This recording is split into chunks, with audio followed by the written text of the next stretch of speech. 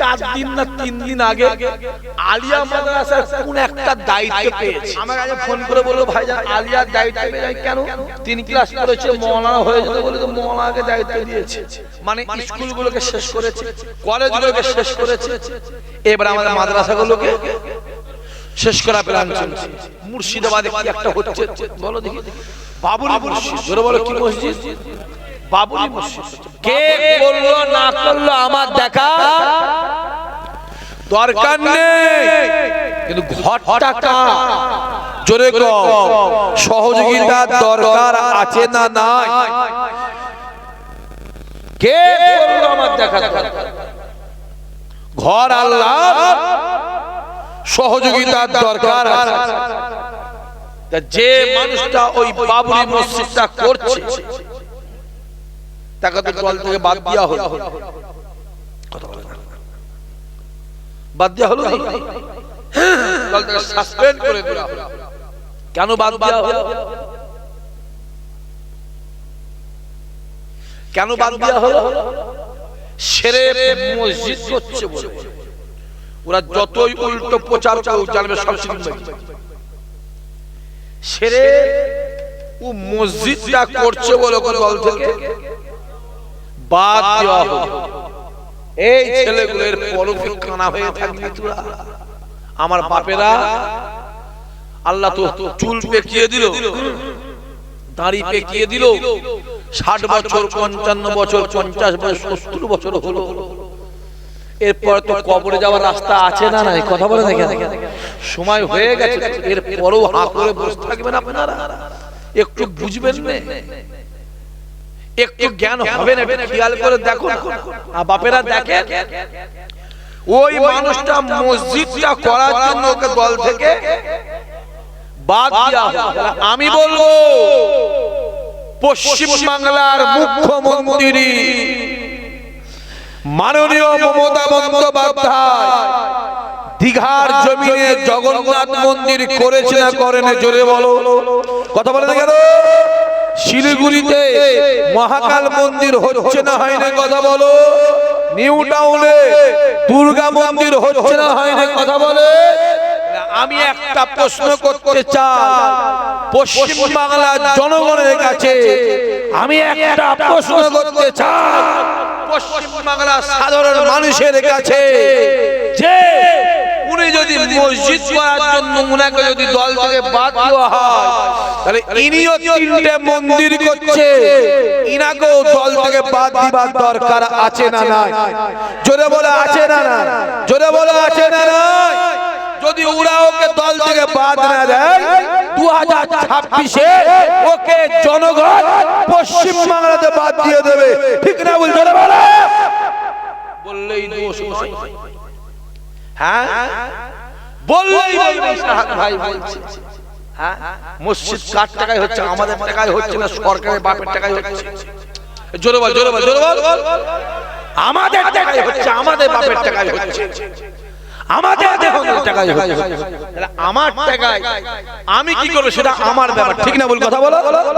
তো মন্দির নয়, আর যে মন্দিরগুলো হচ্ছে মন্দিরগুলো জনগণের ট্যাক্সের টাকা, ওতে মুসলমানের টাকা আছে না না? জোরে বলো। অন্যান্য কর্মের টাকা আছে না না? আমার ঘরে আমি কি খাবো তুমি আমাকে ঠিক করে দেবে।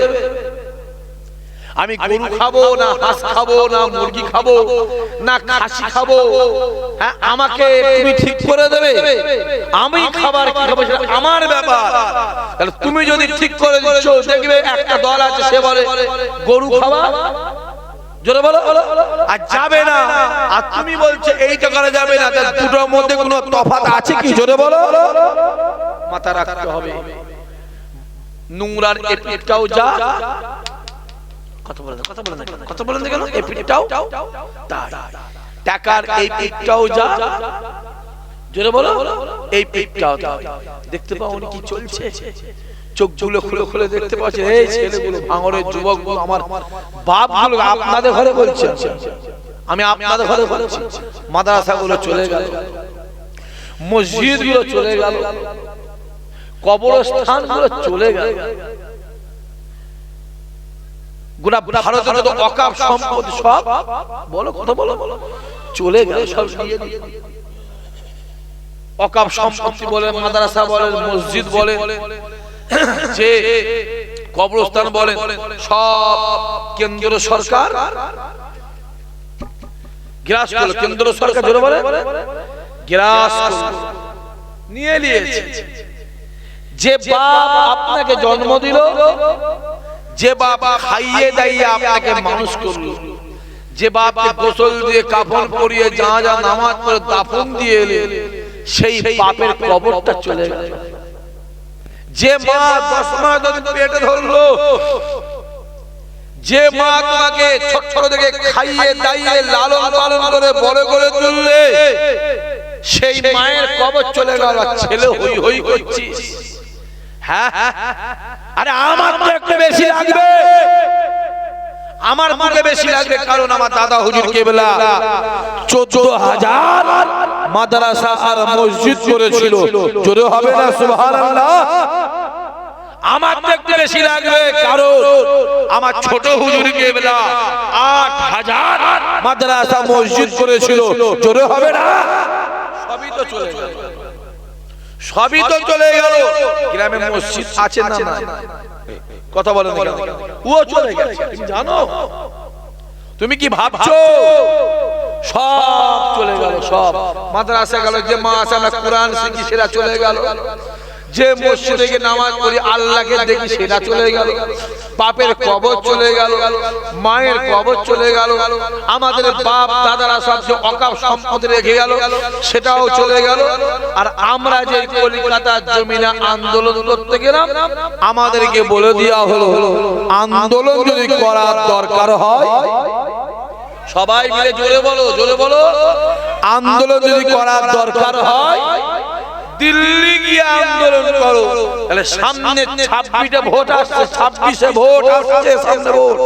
গ্রামে যে ঝাঁটা মার্কা জুতো মার্কা যে নেতাগুলো আছে, পাঁচাটা দালাল, ওই পাঁচাটা কুত্তাগুলো যে নেতাগুলো আছে, যখন তোমাদের কাছে ভোট চাইতে আসবে চিল্লে বলতে পারবে তো? ভোট যদি দরকার হয় দিল্লি গিয়ে ভোট চা, বলতে পারবে না? পারবে না? জোরে বলো, জোরে বলো।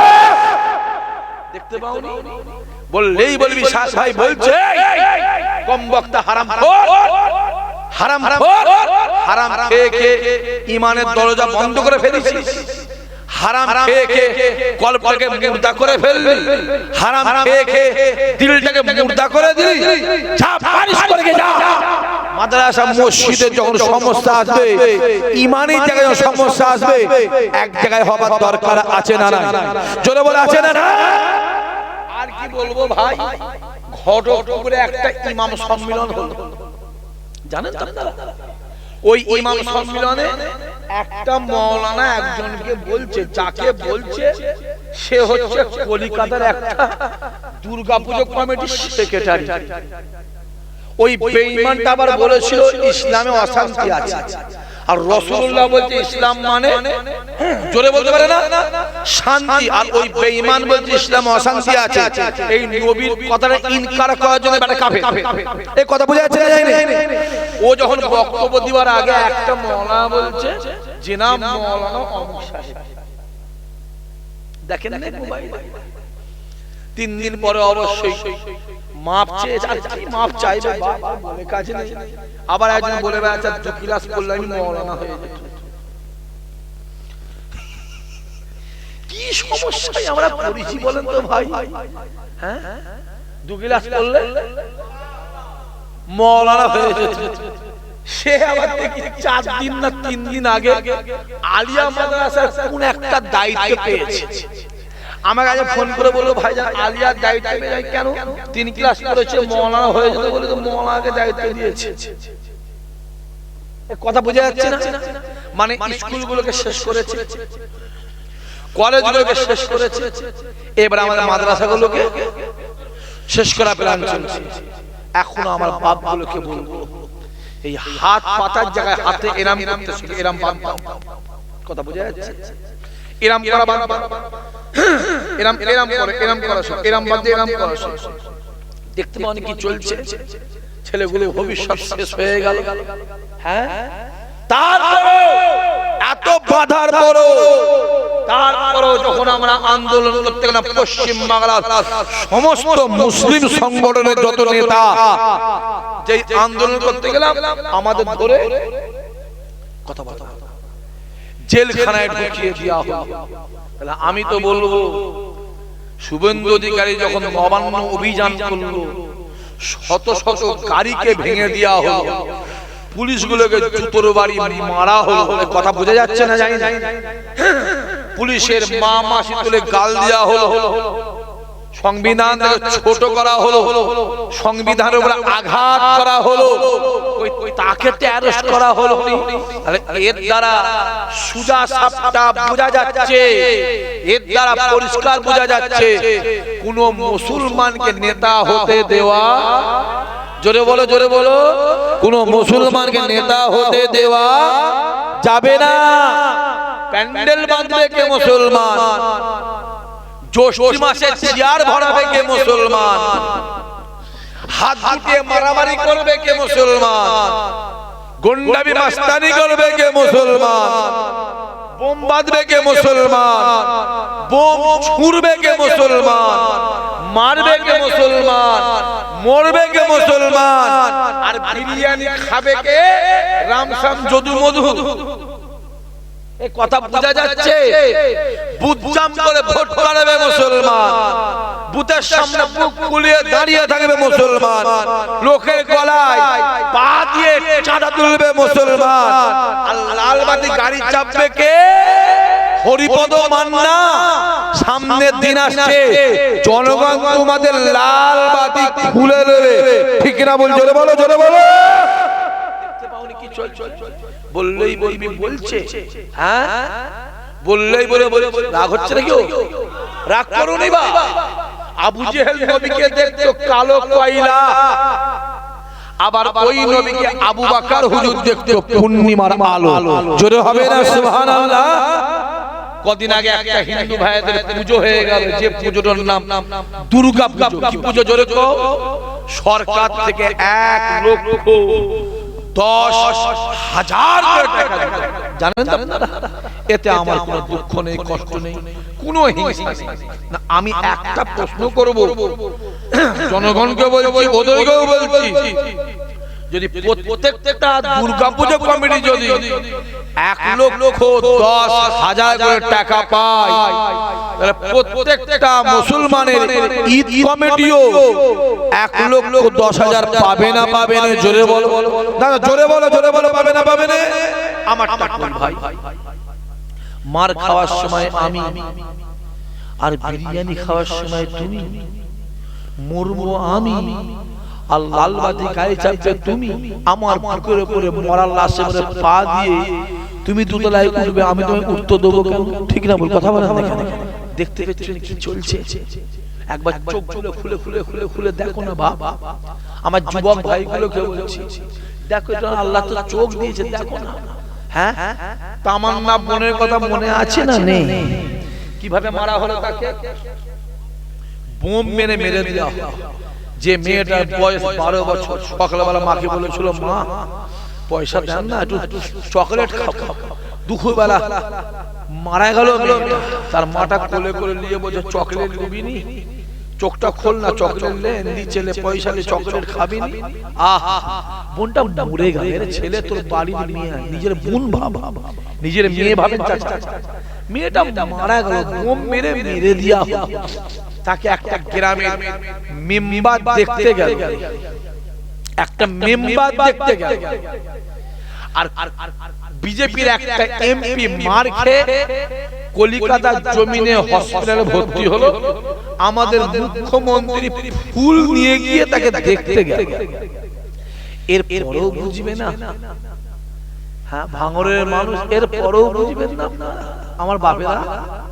এর পরেও বুঝবেন না? কবে বুঝবেন? বিড়িখোর গুলো কথা বলছে, আপনারা শুনছেন, মাতাল গুলো কথা বলছে, শুনছে, চোরটা চিটিংবাজ, হারামখোর চিটিংবাজ, সুদখোর, বেনামাজি, জালিয়াত গুলো কথা বলছে, মাইক ধরে ধরে তাদের কথা শুনছেন। গ্রামের ইমাম সাহেবগুলো বলছে, হাফেজ সাহেবগুলো বলছে, হুজুররা বলছে, নামাজি রোজাদার হজ করেছে হাজিগুলো বলছে, তাদের কথা শুনতে পাননি বাপ? কোথা যায়, কোথা ঘুরছে ছেলেগুলো, কোথা ঘুরছে? মাথায় রেখে রেখে দুনিয়াতে তোমার যার সঙ্গে মহব্বত থাকবে, কিয়ামতে তার সঙ্গে তোমার হাসর নাসর হবে। দুনিয়ায় যদি বেনামাজি, চোর, হারামখোর, সুদখোর এদের সঙ্গে মহব্বত থাকে, কিয়ামতে ওদের সঙ্গে তোমার হাসর নাসর হবে। দুনিয়ায় যে নামাজি, রোজাদার, আল্লাহওয়ালা, হাফেজ সাহেব, হাজী সাহেব, পীরের আওলাদ, পীরের বেটা, ইমাম সাহেব, মুয়াজ্জিন সাহেব এদের সঙ্গে মহব্বত থাকে, খোদার কসম বলছে আমার আল্লাহ কিয়ামতে ওদের সঙ্গে হাসর নাসর করে ওদের সঙ্গে আমাকে তোমাকে আমার আল্লাহ একসঙ্গেই জান্নাত দেবে। আরো জোরে হবে না? ডিসাইডটা নিজেরা করে নাও। কোথা ঘুরছো ছেলেগুলো, হই হই করছো? দেখো না যত দিন যাচ্ছে পশ্চিম বাংলার অবস্থা ভালো হচ্ছে না খারাপ হচ্ছে? চিল্লে বল। বিহারে একটা মন্ত্রী, হ্যাঁ একটা আমার বোন, ডাক্তার বোনের কি খুলে দিয়েছে? জোরে বলো, কে খুলেছে? বিহারে জোরে বলো। মূর্খ মন্ত্রী। কি মন্ত্রী? ওকে বেড়া যে মুখ্য বলে সে হলো কি মন্ত্রী? জোরে বলো।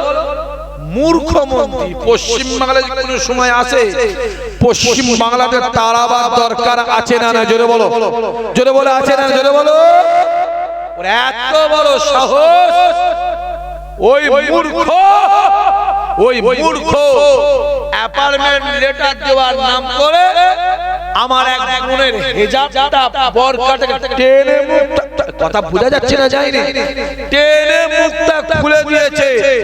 আমার ওই বোনটা যোগ্য জবাব দিয়েছে, মুখের উপরে বলেছে চাকরি জয়েন করার আগে যদি আমার খরচের উপরে আঘাত হয় আমি চাকরিটাই করব না। জোরে হবে না? এটা একমাত্র মুসলমান ছাড়া পারবে না। হ্যাঁ দেখতে পাওনি? এর থেকে তো আমাদের শিক্ষার দরকার আছে না? না কথা বলে আছে না? না দেখো না, খুলে খুলে দেখো না। ডান দিকে তাকাও, মুসলমান মার খায়। সামনে পিছনে বাম দিকে যেদিকে তাকাবে শুধু একটাই আওয়াজ, মুসলমান নিধন চলছে। ঠিক না ভুল কথা বলে? মুসলমানকে মার, মুসলমানকে অপমান কর। আজকে দাঁড়ি রেখে রাস্তায় বেরোলে বলা হয় ও চাচা, আজকে পাঞ্জাবিটা পরলে রাস্তায় বেরোলে বলা হয় ও চাচা। ঠিক না ভুল কথা? আমি বলবো দাঁড়ি রাখলে যদি চাচা হয়, দাঁড়ি রাখলে যদি চাচা হয়, ভারতের প্রধানমন্ত্রী নরেন্দ্র মোদীর মুখে দাঁড়িয়ে আছে না না? জোরে বলো, আছে না না? উনি তাহলে কত নম্বর চাচা? 1045। পাঞ্জাবি পরলে যদি চাচা হয়, রবীন্দ্রনাথ ঠাকুরের গায়ে পাঞ্জাবি আছে না না? জোরে বলো। উনি তাহলে কত নম্বর চাচা? খুব ভালো করে মাথায় রাখতে হবে যত আইন কানুন কাদের জন্য? জোরে বলো। মুসলমানের জন্য। যদি বলেন ভাইজান কেন? ব্রিগেডের ময়দানে আমার একটা মুসলমান ভাই কি বিক্রি করছিল? চিকেন চিকেন প্যাটিস বিক্রি করার জন্য তাকে মারা হলো। তার মালজলগুলো গরিব মানুষ ফেলে দিয়ে, ঠিক বলছে না? বলবো কথা বলে। পুলিশ তাকে সকালবেলা অ্যারেস্ট করলো আর বেলা 9:45 জামিন পেয়ে গেল। আর আমাদের কোনো ঘরের ছেলে হলে জামিন পাওয়ার জায়গা আছে? ভোরবেলা 3 মাস। ঠিক বলছেন ভুল কথা বলে? তারপর যতই তোমরা ইমানদার মুসলমানদেরকে আটকাবার চেষ্টা করো, আমার আল্লাহ ততই আমাদের সম্মান বাড়াবে। জোরে বল, আরো জোরে হবে না? আল্লাহ নবীকে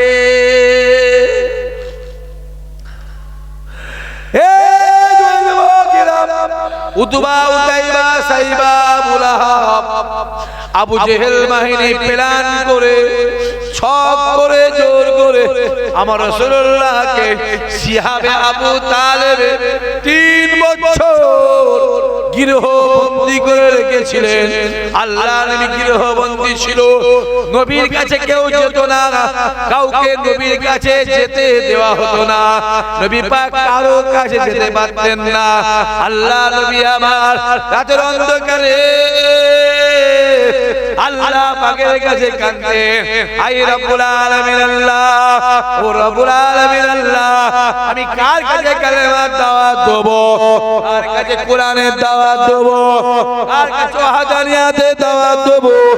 আই রব্বুল আলামিন আল্লাহ, আমি কার কাছে যেতে পারছি না, কেউ আমার কাছে আসতে পারছে না, কাউকে আমার কাছে আসতে দেয় না। আই রব্বুল আলামিন আল্লাহ, তুমি আমায় বলে দাও, তুমি আমায় জানিয়ে দাও, আমি কার কাছে কালেমা দাওয়াত দেব। আল্লাহ নবী আমার গৃহবন্দী অবস্থায় সারা রাত ধরে ধরে ধরে ধরে আল্লাহ পাকের কাছে কাঁদতে, আল্লাহ পাককে বলতেন, আল্লাহকে সিজদা দিতেন, আল্লাহ পাকের কাছে বলতেন, আয় রব্বুল আলামিন আল্লাহ, তুমি আমায় বলে দাও। আসমানের দরওয়াজা খুলে যায়, আওয়াজ আসতে লাগে, আয় আমার হাবিব রে, আমি আল্লাহ জানিয়ে দিলাম, আপনি ঘরের ভিতরে বসে বসে, এই জায়গায় বসে বসে আপনি কলেমার দাওয়াত দেবেন, কুরআনের দাওয়াত দেবেন, ইসলামের দাওয়াত দেবেন, ঈমানের দাওয়াত দেবেন। আমি আল্লাহ জানিয়ে দিলাম, আপনি ঘরের ভিতরে বলবেন, আর আমি আল্লাহ গোটা দুনিয়াতে আমি আল্লাহ প্রচার করে দেব। আরো জোরে হবে না?